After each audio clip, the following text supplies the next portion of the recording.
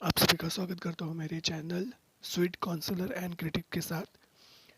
हम सभी कहीं ना कहीं भारत सरकार या स्टेट गवर्नमेंट या सेंट्रल गवर्नमेंट को दोषी ठहराते कि ये चीज़ें इन्होंने ऐसा ऐसा किया। लेकिन हमने स्टेट के लिए या हमने अपने एरिया के लिए या सोसाइटी के लिए, समाज के लिए या देश के लिए क्या क्या किया, ये पहले गिन लेना चाहिए। पता नहीं आजकल लोग ने क्या, लोग हो या कोई भी, हर भारतीय ये नहीं कर रहा कि पर्टिकुलर पार्टी के लिए मैं बात कर रहा हूँ। मैं उस चीज़ के लिए बात कर रहा हूँ जो हम सब यहाँ पर रहते, वो है भारत देश। यहाँ पे भारत देश में हर रिलीजन, अलग अलग रिलीजन्स के लोग रहते हैं, सब मिलजुल के एक साथ रहते हैं। डिस्ट्रिक्ट भी होते, बहुत बड़े दंगे भी होते साथ में। लेकिन जिम्मेदार कहीं ना कहीं एडमिनिस्ट्रेटिव को बोला जाता है। क्यों बोला जाता है? यहाँ पे कोई एडमिनिस्ट्रेटिव या सरकार की तो कोई गलत, मतलब कोई नहीं, क्या इन्वॉल्व तो है ही नहीं ना। कोई इंसान कितना भी राजनीति करे, क्या हमारे खुद का जो समझ है वो कहाँ गया है? क्यों हम अपने देश के प्रति, जहाँ पे हम जी रहे हैं, जहाँ पे हम श्वास ले रहे हैं, जहाँ पे हम अपने लिए कुछ न कुछ बेहतर कर सकते हैं और साथ में समाज के लिए और देश के लिए भी। तो ये दिल्ली का जो इंसिडेंट हुआ है, इसमें कैसा कि जो भी लोग थे वो सब डॉक्टर थे। मतलब मैं सोचता हूँ कि डॉक्टरेट की जो पढ़ाई रहती है ना, वो सच में आसान नहीं रहती। कितना इंसान को मेहनत करनी पड़ती है। अरे कितने लोग डॉक्टर बनने की कोशिश करते हैं लेकिन बन नहीं पाते। कितने लोग हैं जो अच्छे पदों पे जाते हैं और कुछ बेहतर करने की कोशिश करते हैं, खुद के लिए भी और समाज के लिए भी।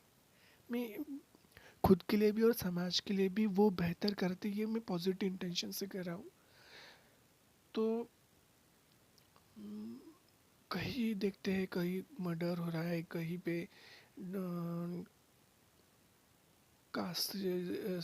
कास्टिज्म हो रहा है, कहाँ पे डिस्क्रिमिनेशन हो रहा है। पता नहीं, ये मुझे नहीं लगता ये सारी चीज़ें ख़त्म होंगी। ये चलते ही जाएंगी, साइकिल चलते ही जाएगा, चलते ही जाएगा। इसका कोई एंड नहीं है। वो एंड तभी होता है जब इंसान ख़त्म हो जाता है। वो तब तक ही रहता है जब तक नहीं का इंसान जिंदा रहता है।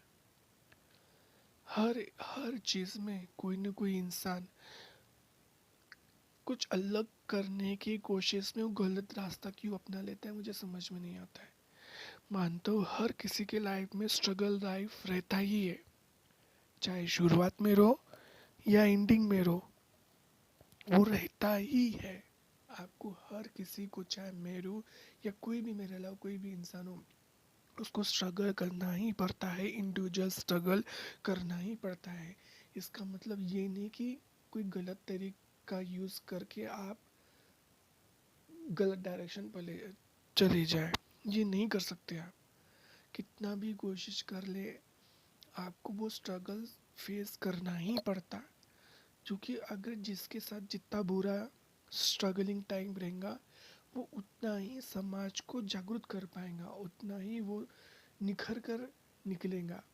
आज सभी राहुल गांधी जी को कुछ न कुछ बोलते रहते, ठीक है, लेकिन उनके लिए भी वो चीज़ आसान नहीं है।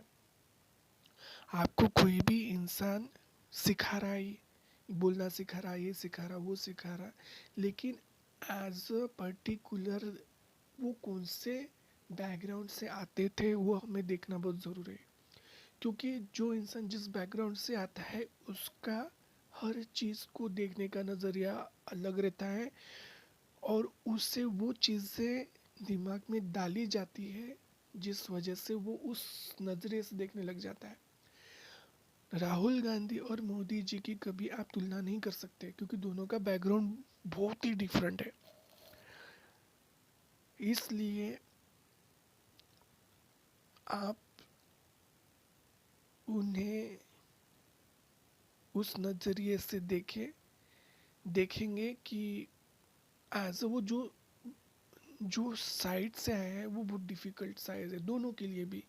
एक ज़मीन से निकल के आया है और एक ऑलरेडी उसके पास पूरा सुख सुविधा है, लेकिन वो ज़मीन से कभी जुड़ ही नहीं पाया। ज़मीन से जुड़ ही नहीं पाया मतलब वो लोगों से जुड़ नहीं पाया, है ना? क्योंकि वैसा उसका बैकग्राउंड था, क्योंकि वो लोगों से जुड़ ही नहीं पाता था। इसलिए हर सिचुएशन बहुत अलग अलग है। हम लोग ऐसे ही बात करेंगे डिफरेंट डिफरेंट टॉपिक पे, डिफरेंट डिफरेंट ओपिनियंस रहेंगे। ये सारी चीज़ें ये किसी को हर्ट के लिए नहीं, ये समाज में दिख रहे पहलू के बारे में डिस्कशन है, जो कि हम किसी की मजाक करते हैं, लेकिन वो मजाक एक्सेप्ट करना बड़ा ही डिफ़िकल्ट रहता है, चाहे आपके पास कितने भी सॉल्यूशन हो, कितने महारथी लोग क्यों ना हो। एज ए इंडिविजुअल आपको भी वो चीज़ें एक्सेप्ट करते आनी चाहिए। तो आज के लिए इतना ही। Thank you.